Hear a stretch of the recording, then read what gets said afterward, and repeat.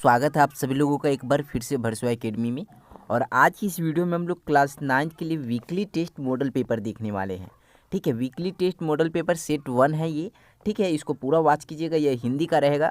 जो आप लोग का 9 दिसंबर को जो आप लोग का वीकली टेस्ट होने वाला है उसके लिए काफ़ी ज़्यादा इंपॉर्टेंट यह वीडियो होने वाला है। तो वीडियो को शुरू से अंत तक देखना है और अपने दोस्तों को भी शेयर कर देना है। ठीक है, चलिए हम लोग एक एक क्वेश्चन देखेंगे, उसका सही आंसर क्या होगा उसको भी जानेंगे। ठीक है, यहाँ पर देखिएगा पहला क्वेश्चन क्या है। पहला क्वेश्चन है, चंद्रग्रहण से लौटती बेर कविता के कवि कौन है। चंद्रग्रहण से लौटती बेर जो कविता है उसके कवि कौन है, पहला क्वेश्चन है। केदारनाथ अग्रवाल। ऑप्शन देखिएगा, ऑप्शन क्या है, केदारनाथ अग्रवाल, राजेश जोशी, सुमित्रा नंदन पंत, या ऑप्शन डी चंद्रकांत देवताले। यहाँ पर देखिए कौन सा ऑप्शन सही हो जाएगा, आपको उसी को टिक करना है। ठीक है, तो यहाँ चंद्रग्रहण से लौटती बेर जो कविता है उसके कवि कौन है, केदारनाथ अग्रवाल। ऑप्शन ए यहाँ पर आपका सही जवाब हो जाएगा। ठीक है, आगे बढ़ते हैं। अगले क्वेश्चन देखिएगा, अगला क्वेश्चन क्या है। यहाँ 2 नंबर क्वेश्चन देखिएगा। 2 नंबर क्वेश्चन है, इनमें से किस कविता में प्रकृति के मानवीकरण किया गया है। इनमें से किस कविता में प्रकृति का मानवीकरण किया गया है। कौन सा ऑप्शन सही हो जाएगा, ग्रामश्री में, चंद्रग्रहण से लौटती बेर में, यमराज की दिशा में, या कैदी और कोकिला में। यहाँ पर कौन सा ऑप्शन सही हो जाएगा, इनमें से किस कविता में प्रकृति का मानवीकरण किया गया है। तो ऑप्शन बी आपका सही जवाब हो जाएगा, चंद्रग्रहण से लौटती बेर में। ठीक है, आगे बढ़ते हैं। अगला क्वेश्चन देखिएगा, 3 नंबर क्वेश्चन है, केदारनाथ अग्रवाल किस धारा के प्रमुख कवि माने जाते हैं। केदारनाथ अग्रवाल जो चंद्रग्रहण से लौटती बेर कविता के कवि हैं वो किस धारा के प्रमुख कवि माने जाते हैं। छायावादी, प्रगतिवादी, प्रयोगवादी, रहस्यवादी। यहाँ पर कौन सा ऑप्शन सही हो जाएगा, तो केदारनाथ अग्रवाल किस धारा के प्रमुख कवि माने जाते हैं। ऑप्शन बी आपका सही जवाब हो जाएगा, प्रगतिवादी।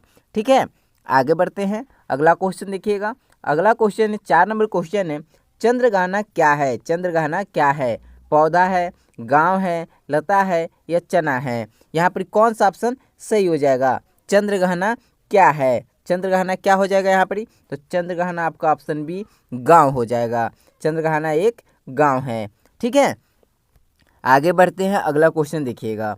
यहाँ पर 5 नंबर क्वेश्चन है, पोखर के जल में चांदी सा गोल खंभा किसे कहा गया है। पोखर के जल में चांदी सा गोल खंभा किसे कहा गया है, चांदी का बड़ा सा गोल खंभा किसे कहा गया है। यहाँ पर ऑप्शन देखिएगा, चंद्रमा के किरण को, या यहाँ पर और ऑप्शन दिए गए हैं जैसे सूर्य के प्रतिबिंब को, उजली सतह को, सरसों को। यहाँ पर कौन सा ऑप्शन सही हो जाएगा, जस्ट 1 सेकेंड आगे देखिएगा। तो यहाँ पर कौन सा ऑप्शन सही हो जाएगा, यहाँ पर आपका पोखर के जल में चांदी का बड़ा सा गोल खंभा किसे कहा गया है। तो यहाँ पर ऑप्शन बी सूर्य के प्रतिबिंब को कहा गया है। ऑप्शन बी आपका सही जवाब हो जाएगा। ठीक है, आगे बढ़ते हैं। यहाँ देखिएगा 6 नंबर क्वेश्चन है, कौन चुपचाप पोखर से पानी पी रहे हैं। कौन चुपचाप पोखर से पानी पी रहे हैं, घास, पत्थर, मछली, या बगुला। कौन सा ऑप्शन यहाँ पर सही हो जाएगा, तो 6 नंबर का कौन सा ऑप्शन सही हो जाएगा, कौन चुपचाप पोखर से पानी पी रहे हैं, पत्थर पी रहे हैं। ऑप्शन बी आपका सही जवाब हो जाएगा। ठीक है, अब आगे बढ़ते हैं। 7 नंबर क्वेश्चन देखिएगा। यहाँ पर कर्ता कारक के ने चिन्ह का प्रयोग किस काल में होता है। कर्ता कारक के ने चिन्ह का प्रयोग किस काल में होता है, वर्तमान काल में, भूतकाल में, भविष्य काल में, या सभी कालों में। यहाँ पर कौन सा ऑप्शन सही हो जाएगा, तो 7 नंबर क्वेश्चन देखिएगा, कर्ता कारक के ने चिन्ह का प्रयोग किस काल में होता है, तो भूतकाल में होता है। ऑप्शन बी आपका सही जवाब हो जाएगा। ठीक है, आगे बढ़ते हैं। यहाँ देखिएगा 8 नंबर क्वेश्चन क्या है 8 नंबर क्वेश्चन है, नीचे लिखे वाक्यों में कर्ता के ने चिन्ह का सही प्रयोग किस वाक्य में हुआ है। यहाँ पर देख लेते कौन सा वाक्य में सही प्रयोग ने चिन्ह का हुआ है। गाय घास खाती है, गाय ने घास खाई, गाय घास ने खाई, और यहाँ पर ये गाय घास खा रही है। तो यहाँ ने चिन्ह का प्रयोग कहाँ पर सही रूप से हुआ है, तो गाय ने घास खाई। ऑप्शन बी आपका सही जवाब हो जाएगा। ठीक है, आगे बढ़ते हैं। अगला क्वेश्चन देखिएगा। 9 नंबर क्वेश्चन है, नीचे लिखे वाक्यों में कर्ता के ने चिन्ह का सही प्रयोग किस वाक्य में हुआ है। तो यहाँ पर ऑप्शन ए हो जाएगा, प्रचार ने कहा कल आना। यहाँ पर ऑप्शन बी हो जाएगा, प्रचार बोले कल आना। ऑप्शन सी हो जाएगा प्रचार ने कहा कल आना था, और ऑप्शन डी हो जाएगा प्रचार ने बोले कल आइए। तो कौन सा ऑप्शन यहाँ पर सही हो जाएगा? यहाँ देखिएगा ऑप्शन आपका बी प्रचार बोले, नहीं ऑप्शन बी सही नहीं होगा, ऑप्शन ए आपका सही जवाब हो जाएगा, प्रचार ने कहा कल आना, ऑप्शन ए आपका सही जवाब हो जाएगा। ठीक है, आगे बढ़ते हैं। यहाँ देखिएगा 10 नंबर क्या हो जाएगा? 10 नंबर है नीचे लिखे वाक्यों में कर्ता के ने चिन्ह का सही प्रयोग किस वाक्य में हुआ है? तो यहाँ पर कहाँ पर हुआ है सही प्रयोग? देखिएगा मैंने रोज पढ़ता था, यहाँ पर ऑप्शन ए है मैंने रोज पढ़ता था, ऑप्शन बी है मैंने रोज पढ़ाई की, ऑप्शन सी है मैंने रोज पढ़ाई कर रहा था, और ऑप्शन डी है मैंने रोज पढ़ाई की थी। तो यहाँ पर कौन सा ऑप्शन सही हो जाएगा? तो देखिएगा इसका सही आंसर क्या होगा? मैंने रोज पढ़ाई की, ऑप्शन बी आपका सही जवाब हो जाएगा। ठीक है, अब आगे बढ़ते हैं। अगर आगे कुछ हम लोग सब्जेक्टिव क्वेश्चंस देखेंगे और कुछ महत्वपूर्ण ऑब्जेक्टिव क्वेश्चंस देख लेंगे। ठीक है, तो यहाँ देखिए पहला क्या सब्जेक्टिव क्वेश्चन है, काल किसे कहते हैं? काल किसे कहते हैं? इसका उत्तर क्या हो जाएगा?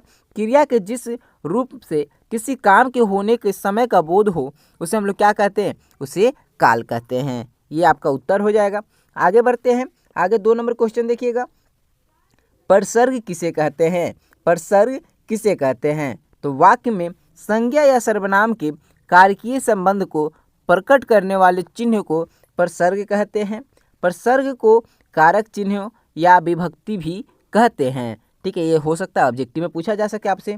जैसे शिक्षक ने छात्रों को पाठ पढ़ाया, और यहाँ देखिएगा यह राम की पुस्तक है। तो यहाँ पर कहाँ पर परसर्ग का उपयोग हुआ है उसको देखिएगा। शिक्षक ने छात्रों को पाठ पढ़ाया। यहाँ पर दूसरा सेंटेंस में दूसरा वाक्य में देखिएगा यह राम की पुस्तक है। तो की, ने और को ये सब क्या है? परसर्ग है। ठीक है, आगे बढ़ते हैं। यहाँ देखिएगा 3 नंबर क्वेश्चन है। 3 नंबर क्वेश्चन क्या है? सरसों को सियानी कहकर कभी क्या कहना चाहता होगा? सरसों को सियानी कहकर कभी क्या कहना चाहता होगा? इसका सही उत्तर क्या हो जाएगा? यहाँ सरसों को सियानी कहकर कभी यह बताना चाहता है कि सरसों की फसल अब पककर पूरी तरह तैयार हो चुकी है, अर्थात वह कटने के लिए पूरी तरह तैयार है। ये इसका उत्तर हो जाएगा। इसको आप लोग नोट कर लीजिएगा। ठीक है, याद भी कर लेना होगा। 4 नंबर क्वेश्चन देखिएगा, चांदी का बड़ा सा गोल खंभा में कवि की किस सूक्ष्म कल्पना का आभास मिलता है? तो इसका उत्तर क्या हो जाएगा? देख लीजिएगा। चांदी का बड़ा सा गोल खंभा, इस पंक्ति में कवि ने मानव प्रकृति का अति सूक्ष्म वर्णन किया है। यहाँ पर चांदी का बड़ा सा गोल खंभा नगरीय सुख सुविधाओं से परिपूर्ण जीवन का प्रतीक है। इन पंक्तियों के द्वारा कवि यह कहना चाह रहा है कि सब कुछ पाने के बाद भी मानव की इच्छाएं कभी खत्म नहीं होती है।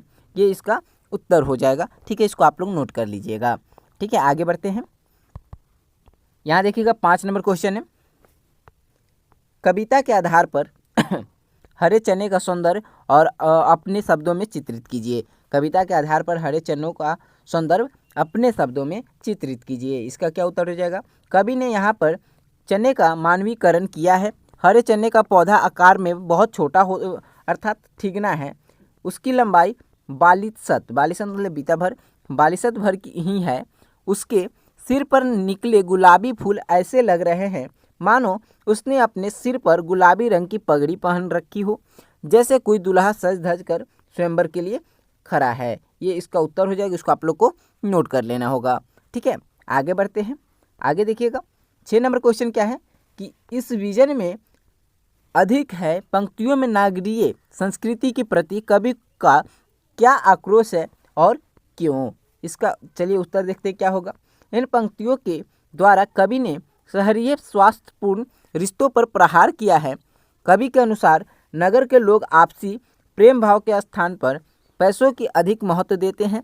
वे प्रेम और सौंदर्य से दूर प्रकृति से कटे हुए होते हैं, और उनके इस आक्रोश का मुख्य कारण यह है कि कवि प्रकृति से बहुत अधिक लगाव रखते हैं। ये इसका उत्तर हो जाएगा। आप लोग इसको नोट कर लीजिएगा। ठीक है, आगे बढ़ते हैं। अब देखिए कुछ हम लोग अदर इम्पोर्टेंट क्वेश्चंस देख लेते हैं। सम अदर इम्पोर्टेंट क्वेश्चन, जैसे पहला क्वेश्चन है, पोखर के तल में किस रंग की घास उगी हुई है? पोखर के तल में किस रंग की घास उगी हुई है? काले, हरे, भूरे नीले। कौन सा ऑप्शन सही हो जाएगा? तो यहाँ देखिएगा ऑप्शन आपका सी भूरे सही जवाब हो जाएगा। ठीक है, अगले क्वेश्चन की तरफ बढ़ते हैं। 2 नंबर क्वेश्चन देखिएगा, चने के पौधे ने किस पगड़ी को बांधा हुआ था? चने की जो पगड़ी, चने का जो पौधा है वो किस पगड़ी को बांधा हुआ था? पीला फूल की, नीला फूल की, गुलाबी फूल की या हरे पत्ता की? यहाँ पर कौन सा ऑप्शन सही हो जाएगा? तो यहाँ पर आपका ऑप्शन सी सही जवाब हो जाएगा। ठीक है, आगे बढ़ते हैं। यहाँ देखिएगा 3 नंबर क्वेश्चन है, अलसी के लिए कौन से विशेषण का प्रयोग किया गया है? अलसी के लिए कौन से विशेषण का प्रयोग किया गया है? हट करना, हठीली, जिद्दी, गुस्सैल। कौन सा ऑप्शन यहाँ पर सही हो जाएगा? तो ऑप्शन आपका बी हठीली सही जवाब हो जाएगा। ठीक है, आगे बढ़ते हैं। यहाँ देखिएगा 4 नंबर क्वेश्चन है, चंद्रगहना से लौटती बैर कविता में किस शहर का नाम आया है? चंद्रगहना से लौटती बैर कविता में किस शहर का नाम आया है? हरिद्वार, यहाँ पर ऑप्शन देखिएगा हरिद्वार, उज्जैन, केदारनाथ या चित्रकूट। कौन सा ऑप्शन यहाँ पर सही हो जाएगा? तो चंद्रगहना से लौटती बैर कविता में किस शहर का नाम आया है? चित्रकूट का नाम आया है। ऑप्शन डी आपका सही जवाब हो जाएगा। ठीक है, आगे बढ़ते हैं और यहाँ देखिएगा 5 नंबर क्वेश्चन है, चंद्रगहना से लौटती बैर कविता में प्रकृति और संस्कृति की क्या व्यक्त हुई है? अनेकता, एकता, भाईचारा या इनमें से कोई नहीं। कौन सा ऑप्शन सही हो जाएगा? तो यहाँ पर ऑप्शन आपका बी सही जवाब हो जाएगा। ठीक है, तो इस वीडियो में दोस्तों हम लोग सब्जेक्टिव क्वेश्चन, ऑब्जेक्टिव क्वेश्चन देखे, सब्जेक्टिव क्वेश्चन देखे और कुछ अनदर इम्पोर्टेंट ऑब्जेक्टिव क्वेश्चन देखें। तो ये सब आपके वीकली टेस्ट के लिए काफ़ी ज़्यादा महत्वपूर्ण है। इसको देखिएगा आप और अपने दोस्तों को भी शेयर कर दीजिएगा। और जैसा कि आप लोग जानते हैं इस चैनल पे क्विज होता है, तो ये वीडियो आप लोग को अगर अभी मिल रहा है तो 15 मिनट के बाद आप लोग को क्विज भी देखने को मिल जाएगा। ठीक है, 5 बजे अगर आप लोग को मिल रहा होगा तो 5:15 में आप लोग इस चैनल के नीचे डिस्क्रिप्शन बॉक्स में जाइएगा, तो वहाँ पर आप लोग को ग्रुप का लिंक, जैसे कि वेबसाइट का लिंक मिल जाएगा, जहाँ पर चेक योर प्रिपरेशन करके वहाँ पर जाकर आप लोग क्विज कर सकते हैं। ठीक है, और इस चैनल पे लाइव क्लास होता है क्लास 9 के लिए 6:30 में, रोज़ 6:30 में शाम में, तो आप लोग उसको ज़रूर से ज्वाइन कीजिएगा। बहुत बहुत धन्यवाद आप सभी लोगों का। Thank you. जय हिंद, जय भारत।